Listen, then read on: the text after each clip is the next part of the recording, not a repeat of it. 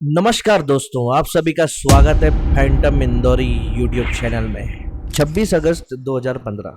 किसी ने नहीं सोचा होगा कि इंदौर शहर में ऐसा संगीन मामला सामने आएगा। आज का ये जो केस है, इसके बारे में जानकर आप बिल्कुल शॉक में आ जाएंगे। आप दंग रह जाएंगे कि ऐसा भी कभी हो सकता है क्या। एक परिवार की खुशियां 2 दिन में ऐसे ही खत्म हो जाएगी।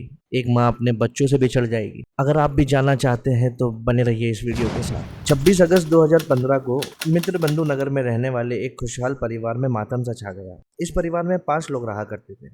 संजय रैना, उनकी पत्नी कविता रैना, उनके बच्चे ध्रुव और एक बेटी यशस्वी। संजय रैना की माताजी भी उनके साथ ही रहा करती। रोजाना की तरह कविता स्कूटी से अपनी बेटी को स्कूल बस स्टॉप से पिकअप करके 1:30 बजे तक अपने घर पहुंच जाया करती थी। बस स्टॉप घर के करीब था तो वो अपना फोन एज यूजुअली नहीं ले जाया करती। 24 अगस्त 2015 के दिन रोजाना की तरह वो घर से निकली और उसे याद आता है कि उसको बुटीक से अपने कपड़े लेने जाना है। उसी कारण के चलते वो पहले बुटीक चली जाती है। कविता की पड़ोसी जया यशस्वी को बस स्टॉप पे अकेला पाकर उसे अपने साथ घर ड्रॉप कर देती है। कविता की सांस जया से पूछती है, कविता कहाँ है? लेकिन वह बताती है कि कविता तो मुझे बस स्टॉप पर नहीं दिखी। यशस्वी को मुझे वहां अकेला छोड़ना ठीक नहीं लगा, इसलिए मैं उसे अपने साथ घर ले आई। कविता के हस्बैंड डेली अपने घर पे लंच के लिए आया करते थे। उस दिन कविता घर पर नहीं थी। उन्होंने अपनी माँ से पूछा कि कविता कहाँ है। उनकी माँ कहती है कि मैं खुद कविता को ढूंढ रही हूँ, लेकिन वो मुझे नहीं मिल रही। उसका फोन भी घर पे छोड़ कर गई है। कविता के हस्बैंड आसपास के लोगों से पूछताछ करते हैं।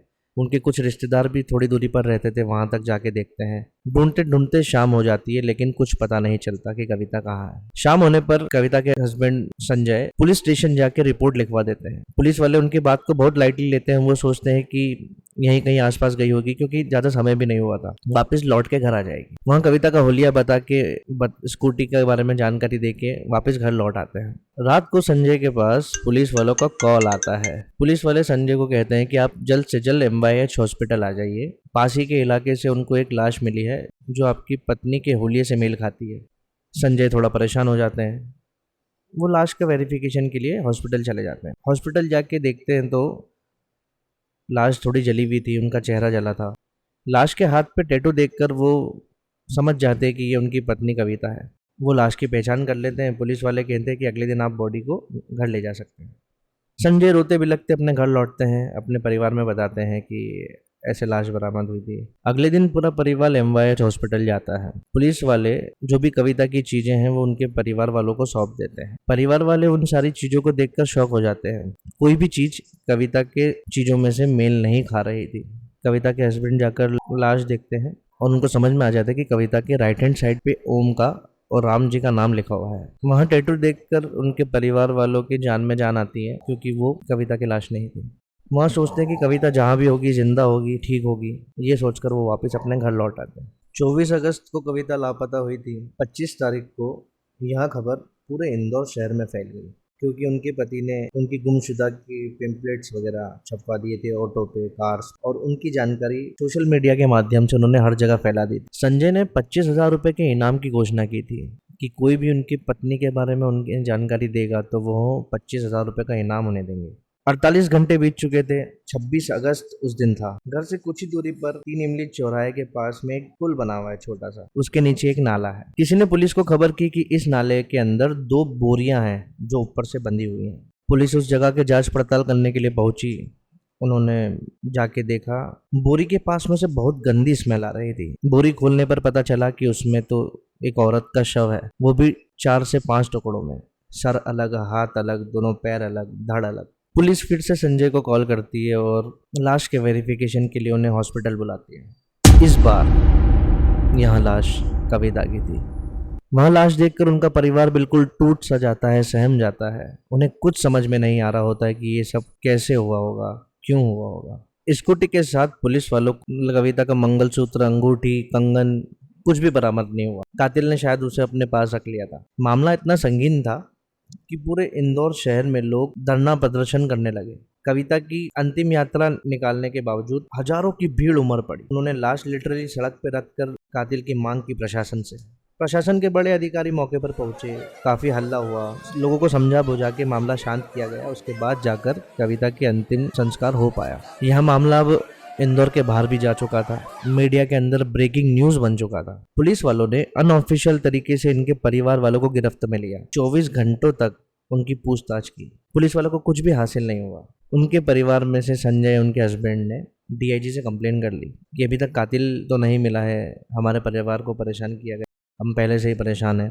पुलिस वालों को भी यहाँ एहसास होता है कि ऐसे तो हम कातिल तक नहीं पहुंचे। पूरे इंदौर शहर की पुलिस कातिल को ढूंढने में जुट गई। 80 पुलिस की 4 टीम बनाई गई, जिसमें कांस्टेबल से लेकर डीआईजी तक भी शामिल थे। ऑल डिटेल्स निकाली गई, सीसीटीवी फुटेज देखी गई, क्राइम ब्रांच की स्पेशल टीम को जारी किया गया, स्पेशल फोरेंसिक टीम भी बनाई गई। कविता के पति संजय रैना ने बताया कि 24 अगस्त को कविता को एक बुटीक पर जाना था। उसने कुछ कपड़े सिलवाए थे।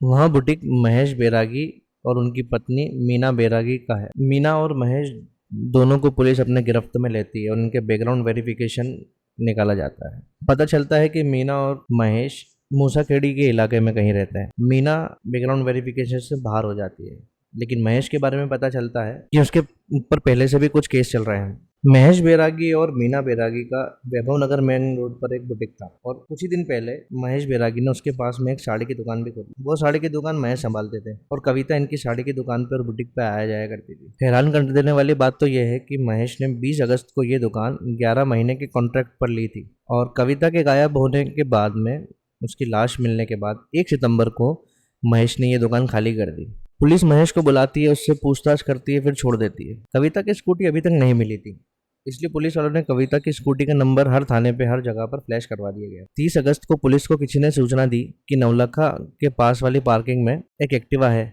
जो 5 दिन से यहाँ पर खड़ी हुई है। उसका नंबर जैसे ही पुलिस को बताया जाता है, पुलिस समझ जाती है कि एक कविता की एक्टिवा है। वो जल्द से जल्द वहां पर पहुंचती है। पार्किंग वाले गार्ड से पूछताछ की जाती है, उसको महेश बैरागी का फोटो दिखाया जाता है। तो पार्किंग वाला गार्ड पहचान लेता है कि हाँ, ये एक्टिवा यहाँ पर महेश बैरागी नहीं खड़ी की। पुलिस वाले पूछते हैं कि यहाँ तो इतने सारे लोग आते हैं, आप इनको कैसे पहचानते हो? तो इसने बताया कि जब यहाँ गाड़ी पार्क करने आया था तो मैंने इसको बोला था कि गाड़ी का हैंडल लॉक मत करना, हमको गाड़ी इधर उधर करने में थोड़ी दिक्कत होती है क्योंकि बड़ी गाड़ियाँ भी यहाँ पर खड़ी होती हैं। लेकिन महेश ने ऐसा करने से मना कर दिया था। तो 177 लोगों से पूछताछ की गई। पुलिस वालों ने 100 लोगों पर शक जताया। इन्हीं 100 लोगों में महेश बैरागी भी शामिल थे। जब पुलिस ने महेश को दूसरी बार पकड़ा था, उसके बाद उन्होंने उसको छोड़ दिया था। तो पुलिस का एक प्लान था कि वो महेश के ऊपर नजर रखेंगे, उसके फोन टैप करेंगे, देखेंगे कि महेश कहाँ कहाँ पर जाता है। पुलिस को पता चलता है कि महेश का एक दोस्त है टिकमचंद देवड़ा, उसके ही फ्लैट की लोकेशन पुलिस को महेश के पास में से दिख रही थी। पुलिस वाले टिकमचंद देवड़ा के घर जाते हैं, उसके फ्लैट पर जाकर देखते हैं तो वहाँ पर जमीन पे, फर्श पे कुछ खून के छींटे और कुछ रॉड वगैरह बरामद होती है। पुलिस बात करती है कि कविता के कपड़ों को जला दिया गया था, महेश के कपड़ों को भी जला दिया गया था। पुलिस की पूछताछ करीब 107 दिनों तक चली। पुलिस ने कहानी बताई कि जब महेश की बुटीक पर कविता आने लगी तो महेश का उस पर दिल आ चुका था। वहाँ उससे कुछ कपड़े सिलवा रही थी। जब कविता कपड़े लेने के लिए महेश के पास पहुंची तो महेश ने कहा कि वो कपड़े उसके घर पे रखे हुए हैं और वहाँ उसको टीकमचंद के फ्लैट पर ले गया। वहाँ पर जोर जबरदस्ती करने के बाद में कविता जब उसके हाथ में नहीं आ रही थी तो उसी कारण के चलते जब उसने सोचा कि मेरी बदनामी हो जाएगी बाहर, तो उसने उसका कत्ल कर दिया। उसके बाद इसने कविता के शरीर के टुकड़े कर बोरे में बांधकर 3 इमली चौराहे के नाले में फेंक दिए। महेश ने जाने अनजाने में एक ऐसी वारदात कर दी थी जिससे पूरा इंदौर शहर दहल उठा था। 9 दिसंबर 2015 को पुलिस ने ऑफिशियली महेश को अरेस्ट कर लिया। मार्च 2016 में चार्जशीट तैयार की जाती है। इसमें मोटिव बताया गया कि महेश की कविता के ऊपर गंदी नजर थी। महेश ने उसके साथ जबरदस्ती करने की कोशिश की, लेकिन कविता ने उसका विरोध किया, इसीलिए महेश ने इस कांड को अंजाम दिया। सेशन कोर्ट में मुकदमा शुरू होता है। सारी दलीलें रखी जाती हैं, जिसमें 41 विटनेस ने अपनी गवाही दी थी। सारा कुछ देखने सुनने के बाद 18 मई 2018 को कोर्ट ने अपना फैसला सुनाया। फैसला सुनते ही वापस से इंदौर में पूरा गुस्सा फूट पड़ा। इंदौर शहर फिर से निराश हो चुका था क्योंकि कोर्ट ने महेश बैरागी को बाइज्जत बरी कर दिया। सेशन कोर्ट ने कहा कि महेश की जो मर्डर की कहानी पुलिस वालों ने सुनाई है उसका कोई भी सबूत नहीं जुटा पाई और ना ही कोई उसका गवाह मिला है। किसी ने भी उसको और कविता को साथ में जाते हुए नहीं देखा फ्लैट की ओर। ना कोई भी ऐसा व्यक्ति मिला हो जिसको कोई आवाजें आई हुए फ्लैट के अंदर से या कुछ भी हुआ हो, ऐसा कुछ भी नहीं मिला। जो महेश का लोकेशन उस फ्लैट में दिखा रहा था, गौर करने वाली बात यह थी कि उसके पास में ही महेश का घर था, तो लोकेशन दिखना तो लाजमी बात है कि वहाँ की दिखाएगा। महेश कहता है कि वो रोज शाम को दुकान बंद करने के बाद अपने घर जाता है। हर इंसान जाता है। जिस दोस्त का वो फ्लैट था उसने कहा कि पुलिस ने इसके ऊपर दबाव बनवाया, अगर तुमने हमारे खिलाफ जाकर गवाही दी तो हम तुम्हें भी इस केस में फंसा देंगे। पुलिस ने केवल इसीलिए इस फ्लैट को टारगेट बनाया क्योंकि महेश ने इसको किराए पे दिलवाया था। करीब 3 सालों तक जेल में रहने के बाद जेल से छूट गया।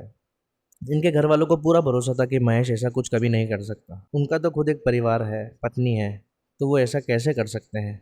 जेल में रहने के दौरान महेश के परिवार ने भी बहुत कुछ सहन किया। महेश ने कहा कि जो भी कविता के साथ हुआ है उसके कातिल को पकड़ना चाहिए और उसे कविता के परिवार से हमदर्दी है। इस फैसले के बाद लोगों का नज़रिया ही बदल गया। लोग तो कविता के घर वालों को शक की नज़र से देखने लगे हैं। तो यहाँ वीडियो यहीं समाप्त होता है।